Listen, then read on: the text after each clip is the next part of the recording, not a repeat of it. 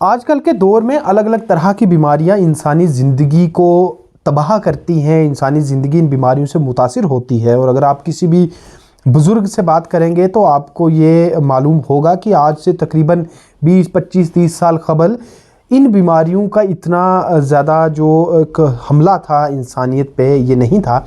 और कई ऐसी बीमारियां थी जिनके बारे में लोग जानते भी नहीं थे, लेकिन वक्त के साथ बीमारियां आईं और बीमारियां बढ़ी। और आज आप देखें तो मुझे नहीं लगता कि कोई भी डॉक्टर का कमरा ऐसा होगा जहां रोज़ाना 50, 60, 100 के करीब मरीज़ ना आते हों। और हर 10 में से 3-4 लोग किसी ना किसी बीमारी से मुतासिर हैं, ख़ास करके जो लोग 30-40 साल की उम्र से ज़्यादा हैं। आज दुनिया भर में वर्ल्ड डायबिटीज़ डे मनाया जा रहा है। और वर्ल्ड डायबिटीज़ डे को मनाए जाने का मकसद लोगों को डायबिटीज़ की बीमारी के बारे में जागरूकता देने का है।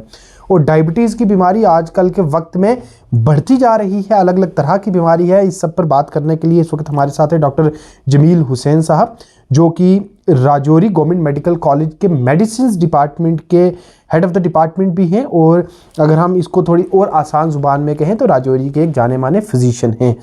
इनसे जानकर हम कोशिश करेंगे लोगों को ये जागरूकता देने की कि आखिर ये बीमारी है क्या। सर, सबसे पहले वर्ल्ड डायबिटीज़ डे क्यों मनाया जाता है और इस बीमारी के बारे में आप बताएं। डायबिटीज़ की बीमारी, जिसको हम शुगर की बीमारी, आम ज़ुबान में शुगर की बीमारी बोलते हैं कि शुगर हो गई है, हमें गांव वाले लोग बोलते हैं हमें शुगर हो गई है, उसको पता चलता है। इस शुगर की बीमारी, इसको अवेयर करने के लिए इस वक्त हमारे पास इंडिया में वर्ल्ड पे दूसरे नंबर पे हमारे पास पेशेंट 80 मिलियंस हैं। फर्स्ट नंबर पे चाइना है, सेकंड पे इंडिया, थर्ड पे यूएस है। ये इतनी कॉमन है कि इसी को अवेयरनेस फैलाने के लिए, किसी ट्रीटमेंट, इसके सिम्टम फैलाने के लिए आज का डे मनाया जाता है। ये डे जो इंसुलिन एक इसके ट्रीटमेंट में यूज़ होता है, इंसुलिन डिस्कवर किया था बेंटिंग और बेस्ट ने, उनके बर्थडे के सेलिब्रेट करने के लिए हम ये वर्ल्ड डायबिटीज डेज मनाते हैं। ये इंटरनेशनल डायबिटिक फेडरेशन ने डिसाइड किया कि हम इसके लिए हम पब्लिक को अवेयर करेंगे। हर साल में थीम दी जाती है कि इस डे पे ये थीम, पिछले 2021 से लेकर 23 तक थीम दी हुई है कि इसकी पब्लिक में अवेयरनेस की जाए, कि पब्लिक को अवेयर किया जाए डायबिटीज़ होती क्या है, इसके सिम्टम क्या है, इसके लक्षण क्या है, इसकी टाइप्स क्या है, इसकी ट्रीटमेंट कैसी है, सारा कुछ बताने के लिए इसके लिए ये डे मनाया जाता है। सर, डायबिटीज़ की बीमारी की बात करें, जो हमारे दर्शक हैं इनको अगर आप एक आसान सी ज़ुबान में बताएं कि डायबिटीज़ कितनी तरह की होती है और एक आम आदमी जो अपने आप को फिट महसूस करता है, क्या कुछ बेसिक इनिशियल सिम्टम्स है जो अगर उसको पता चलते हैं कि उसके अंदर हैं तो वो डायबिटीज़ का इशारा हो सकता है। आम जुबान में शुगर की वजह, इसमें शुगर हाई होता है, हाइपरग्लाइसीमिया जिसको बोलते हैं, यानी कि शुगर जो नॉर्मल वाली हमारे जिस्म में नॉर्मल मकदार, हर एक चीज़ की नॉर्मल मकदार होती है। शुगर की मकदार है वो 70 से लेकर 110 मिलीग्राम पर डेसीलीटर पे, ये जो फास्टिंग शुगर होता है, ये यानी कि 8 घंटे की फास्टिंग के बाद आता है। उसके बाद रैंडम ब्लड शुगर 140 से जब अबव होता है। और इसमें एक और टेस्ट होता है, ग्लूकोज टॉलरेंस टेस्ट करते हैं, वो जब 200 से वो है तब हम उसको डायबिटीज़ लेबल करते हैं, उसको डायबिटीज़ डायग्नोज करते हैं। अब इसमें हमें कि इसके लक्षण क्या है, लक्षण इसके सबसे ज़्यादा इसमें 3 पीज बोलते हैं उसको हम, क्योंकि 3 में जब हमें पढ़ाते थे बोलते थे 3 पीज है। जैसे पॉलीडिप्सिया यानी कि प्यास उसको ज़्यादा लगती है, पॉलीयूरिया उसको पेशाब ज़्यादा आता है और ख़ासकर ये रात के वक्त उठते हैं पेशाब के लिए, पॉलीफेजिया खाना ज़्यादा खाते हैं। अब ये तीनों चीज़ों के साथ में वेट लॉस भी हो सकता है, वेट गेन भी हो, ज़्यादातर वेट लॉस होता है। अगर किसी का वेट चल रहा है 90 के करीब, अचानक 70 तक आ जाए, ये सिम्टम है, उसको सबसे पहले शुगर का जांच कराना चाहिए। फिर जो ज़ख्म हो जाए वो इनकी हीलिंग बड़ी कम होती है, वही नहीं। फिर उसके बाद स्किन में रैशेस वगैरह होती हैं, हाथों पाँव में जलन होना चाहिए, जैसे कांटे जो होते हैं वो महसूस होना शुरू हो जाता है, ये सिम्टम। और आदमी को थकावट होना शुरू हो जाती है। बहुत सारों को ये बाकी सिम्टम नहीं होते, सिर्फ थकावट ही होना शुरू हो जाता है, उसमें हमें शुगर करना चाहिए। इसमें ये रिकमेंडेड है कि 40 ईयर के बाद, साल के बाद हर एक को अपने शुगर की जाँच करवानी चाहिए, ख़ासकर वो जिनकी फैमिली में किसी को डायबिटीज़ है। सर, अगर कोई इंसान डायबिटीज़ की बीमारी में मुब्तला हो जाता है, उसको डायबिटीज़ की बीमारी हो जाती है, लैक ऑफ अवेयरनेस देखा गया है कि सबसे बड़ी वजह होती है किसी भी बीमारी के डर की। और बीमारी से जो एक लोगों के अंदर अवेयरनेस नहीं है, उसकी वजह से लोगों के अंदर एक डर का माहौल पैदा हो जाता है। तो कई मरतबा ये देखा गया कि लोग डॉक्टर के पास जाने से भी परहेज़ करते हैं उस डर के चक्कर में। किसी को अगर डायबिटीज़ के सिम्टम आ जाते हैं, किस तरह की अवेयरनेस आप देना चाहेंगे लोगों को कि उसे इमीडिएटली डॉक्टर्स को रिपोर्ट करना चाहिए, और दूसरी चीज़ कि डरना नहीं है, बीमारी है, क्या कुछ इलाज है? इसमें जब सबसे पहले जब हमारे में सबसे ज़्यादा कॉमन यही है कि अगर डायबिटीज़ हो जाए लोग कहते हैं कि मेडिसिन ही नहीं खानी, हम देसी करते हैं, इलाज करते हैं, उसमें मेडिसिन नहीं खाते।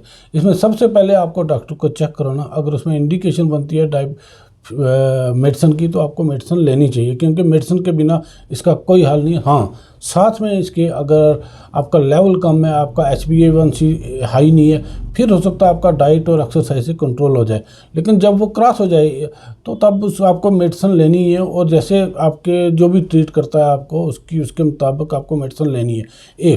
क्योंकि मेडिसिन डायबिटीज़ एक साइलेंट किलर है, इसमें इंसान को पता नहीं चलता है, उसकी आंखों की भी इन्वॉल्वमेंट होती है, उसकी हार्ट की इन्वॉल्वमेंट होती है, उसकी किडनी की इन्वॉल्वमेंट होती है, उसकी स्किन की इन्वॉल्वमेंट, उसकी फीड्स की डायबिटीज की फुट एक अलग से एक टर्म होती है, उसमें डायबिटीज ज़ख्म होना शुरू हो जाते हैं, आहिस्ता आहिस्ता उनमें पाँव की काटने की ज़रूरत पड़ सकती है।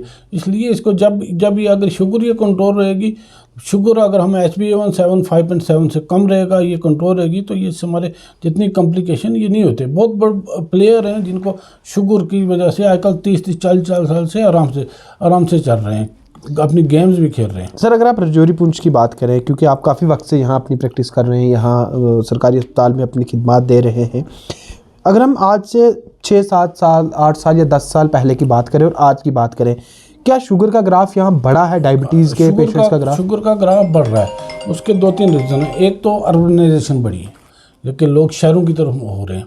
दूसरे नंबर पे रोड हर गांव में पहुंच चुकी हैं, लोग अब चलना शुरू। पहले किसी भी गांव में लो, पहले उनके घर तक गाड़ी नहीं जाती थी, अब घर के गेट तक ना गाड़ी जाए तब तक वो आते नहीं है, लोग चलते ही नहीं है, चाहे बीमार हो जाए चाहे कोई, वो चलते, अब चलना ही छोड़ दिया है।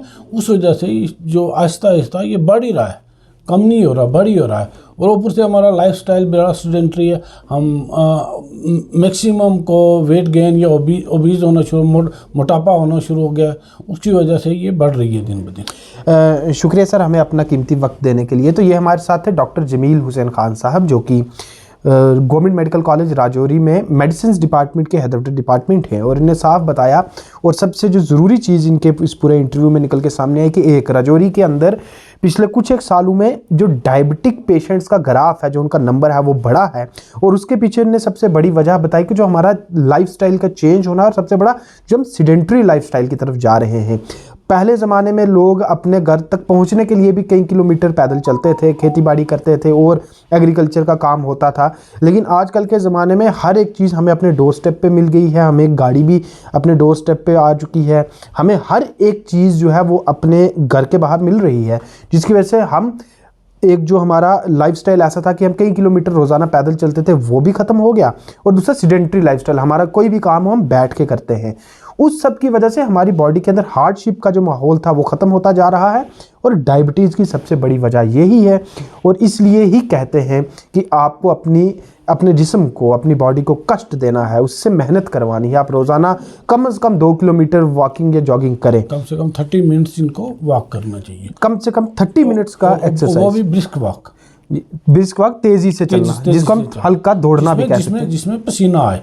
तो ये इनने साफ बताया कि ब्रिस्क वॉकिंग, जिसे हम आम सी जुबान में कहें कि थोड़ा आहिस्ता तेज दौड़ना, मतलब दौड़ना है लेकिन कम स्पीड में, ताकि आपकी बॉडी को अच्छे से वर्कआउट हो सके। वो दौड़ना जिसमें आप बात भी कर सकते हैं लेकिन फ़ोन नहीं यूज़ कर सकते, यानी कि आप फ़ोन नहीं यूज़ कर सकते, इतना तेज़ चलना है।